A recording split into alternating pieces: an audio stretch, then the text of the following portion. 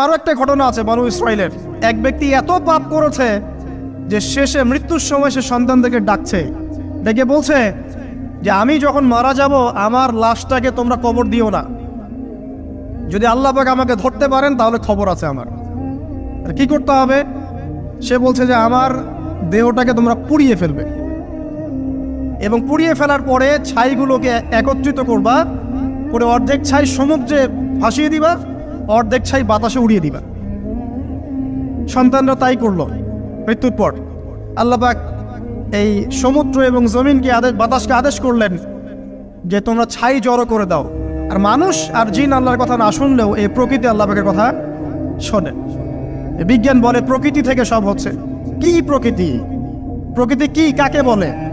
মানুষকে আল্লাহর ইবাদতকে বাদ দিয়ে প্রকৃতি পূজায় নিয়ে গেছে। এই পুরো প্রকৃতি আর মহাবিশ্ব এক আল্লাহর ইবাদত করে। কে সৃষ্টি করলো প্রকৃতি? প্রাকৃতিকভাবে হয়েছে সবকিছু বলে, আল্লাহ থেকে হয়েছে বলা যাবে না। বললে আপনি মৌলবাদী হয়ে যাবেন। আল্লাহ শব্দ ইউজ করলে আপনি মৌলবাদী হয়ে যাবেন। ধর্মতাত্ত্বিক শব্দগুলোকে আস্তে আস্তে উঠিয়ে দেওয়া হয়েছে। দেখবেন যুক্তি, বিজ্ঞান, দার্শনিক শব্দগুলোকে আনা হয়েছে। এটাও টেকনিক্যালি করা হয়েছে। কোনো সেকুলার মিডিয়াতে আপনি দেখবেন না ইনশাআল্লাহ বলছে। ইনশাআল্লাহ প্রমাণ করবে যে আপনি আস্তিক না নাস্তিক। তো প্রকৃতিকে আল্লাহ পাক আদেশ করলেন এই সমুদ্র ছাই জড়ো করো, এই বাতাস ছাই জড়ো করো। তারা ছাই জড়ো করে দিল। এই ব্যক্তিকে বলা হচ্ছে তুমি জীবিত করে আল্লাহ পাক বলছেন তুমি যে এই কাজটা করেছিলে, লিমা ফাআলতা হাদা, তুমি এই কাজটা কেন করেছো? তখন এই ব্যক্তি উত্তর দিচ্ছে মিন খাশিয়াতিকা ইয়া রাব্বি ওয়া আনতা আ'লাম। হে আল্লাহ, আমি আমার বুঝে যা এসেছে আপনার ভয়েই আমি এই কাজটা করেছি, আর আপনি খুব ভালো করেই জানেন যে আমি আপনার ভয়ে করেছি নাকি অন্য কোনো কারণে করেছি। মানে আপনি আমার মনের কথা জানেন। আল্লাহ পাক তাকে মাফ করে দিলেন। আপনাদেরকে আমি সেই ব্যভিচারী মহিলার কথাও মনে করাই, যে ছিল একজন প্রস্টিটিউট মহিলা, পতিতা, যেটা আমরা বলি সমাজের ভাষায়, যদিও এখন নতুন শব্দ এসেছে সেক্স ওয়ার্কার বা যৌনকর্মী। এবং এগুলোকে আমরা এখন প্রমোট করছি। আমরা এখন অশ্লীলতাকে প্রমোট করছি। এই কথা বলতে আমাদের বুক কাঁপা উচিত নয় যে আমরা এখন অশ্লীলতাকে প্রমোট করছি। আমরা এখন কাপড় খোলার সংস্কৃতি দিকে যাচ্ছি। যে কাপড় খুলে দিয়েছিল ইবলিস। ইবলিস আমাদের বাবা মার কাপড় জান্নাতে খুলে দিয়েছিল, এটা কি জানেন? ফল খাওয়ার পরে এই ফল খেতে কে প্রলুব্ধ করেছে? ইবলিস। গাছের কাছে গিয়ে ফল ভক্ষণ করার পর সর্বপ্রথম আমাদের পিতামাতার গা থেকে কাপড় খুলে পড়ে গেছে। তা আমাদের পিতামাতাকে মহাবিশ্বে নগ্ন করে দিয়েছে ইবলিস, আর তার অনুসারীরা এই জমিনে আদম সন্তানদেরকে নগ্ন করছে এখন।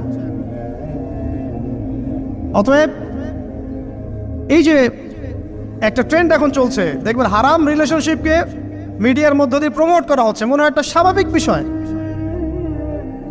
কোনো বিষয়ই না এটা, যে কেউ জেনাই করতে পারে। জেনা, পর্ন খুব নর্মাল। হালাল ভাবে যদি আপনি বিয়ে শাদী করতে যান তখন সমস্যা হচ্ছে। হালাল ভাবে যদি আপনি বিয়ে করতে যান তখন সমস্যা হচ্ছে। হারাম ভাবে আপনি যা ইচ্ছা তাই করতে পারেন, সমাজে কেউ কিছু বলছে না। এখন বলছে এগুলো স্বাধীনতা।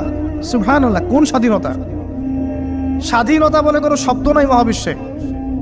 এই পুরো বিশ্বের সমস্ত মানুষ আল্লাহর অধীনে পরাধীন। এই বিশ্বে যত মানুষ বসবাস করছে এখন, এরা কেউই স্বাধীন নয়। না কেউ স্বাধীন ছিল, না আছে, না থাকবে। সবাই আল্লাহ পাকের দাসত্বের অধীনে পরাধীন। স্বাধীন সেই এই পৃথিবীতে যে ব্যক্তি শয়তানের তাবেদারি করে ও নফসের তাবেদারি করে, ও তো স্বাধীন, যা ইচ্ছা তাই করতে পারে। এই যে অশ্লীলতার প্রমোটিংটা চলছে, এটাকে পারিবারিকভাবে বন্ধ করতে হবে। আল্লাহ পাক আমাদেরকে বোঝার তৌফিক দান করুন। এগুলো যত বাড়বে সমাজে মহামারী আসবে। দেখে নিয়ে মহামারী আসবে, দুর্ভিক্ষ আসবে, সমাজে এমন সব রোগ ব্যাধির জন্ম হবে যেগুলো নামও শোনে নাই মানুষ কখনো, এবং সামনে ভূমিধস অপেক্ষা করছে। এগুলো আসবে। যাই হোক, ওই মহিলা, যে ব্যক্তি একজন যৌনকর্মী ছিল, বা যেটা আমরা বলি ব্যভিচারিণী মহিলা ছিল, একটা কুকুরকে দেখেছে সে পানি পান করার জন্য তৃষ্ণার্ত। সে এটাতে মায়া করে, দয়া করে তার মোজাটাকে নামিয়ে এই কূপ থেকে পানি উঠিয়ে কুকুরকে পান করিয়েছে। এই একটা কাজের বদৌলতে আল্লাহ রাব্বুল আলামিন এই ব্যভিচারী মহিলাকে মাফ করে জান্নাত দিয়ে দিয়েছে। হাদিস এটাও এসেছে, নবী সাল্লাল্লাহু আলাইহি ওয়াসাল্লাম বলেছেন, ইরহামু মান ফিল আরদ, তোমরা সবাই জমিনবাসীর প্রতি রহম করো। জমিনে মুসলিমই থাকতে হবে, তাদের প্রতি রহম করতে হবে এমন নয়, জমিনবাসী যারাই আছে সবার প্রতি রহম করো, জাতি ধর্ম বর্ণ নির্বিশেষে। এমনকি পশু পাখির প্রতিও দয়া করো। ইরহামু মান ফিল আরদ, জমিনে যারা আছে সবার প্রতি রহম করো। ইয়ারহামুকুম মান ফিস সামা, যিনি আসমানে আছেন তিনি তোমাদের প্রতি রহম করবেন ইনশাআল্লাহ। ইসলাম এই কথাগুলো বলেছে 1400 বছর আগে। আজকের এই বিশ্বের সোকল্ড এই মডার্ন বিশ্বে যেখানে মানুষের রক্তের কোনো দাম নাই, সেখানে ইসলাম পশু পাখির অধিকার নিয়ে কথা বলেছে 1400 বছর আগে। কাদেরকে কি শেখাতে আসেন? কোরআন এবং সুন্নাহর বাইরে অভ্রান্ত সত্যের কোনো উৎস আছে? এখানে যা আছে তাই চূড়ান্ত। মানতে চাইলে মানেন, না মানতে চাইলে জাহান্নামে যান, কেউ তো বাধ্য করছে না। লাকুম দীনুকুম ওয়ালিয়া দিন। আল্লাহ পাকের রহমত দেখেন। আরেকটা ঘটনা আছে, এমন একটা বিড়ালকে বেঁধে রেখেছিল এক মহিলা, খাবার দেয় নাই, কষ্ট দিয়েছে। এই একটা বিড়ালকে খাবার না দিয়ে কষ্ট দেওয়ার কারণে এই মহিলাকে আল্লাহ পাক জাহান্নামে পাঠিয়েছে। এরকম কত ঘটনা আছে, এই ঘটনাগুলো হাদিসের পাতায় বর্ণিত আছে। কোরআনে কি বলছে দেখুন। কোরআনের আমি কয়েকটা পয়েন্ট আপনাদেরকে খালি বলছি, এটা নিয়ে আমি সকালে ভাবছিলাম।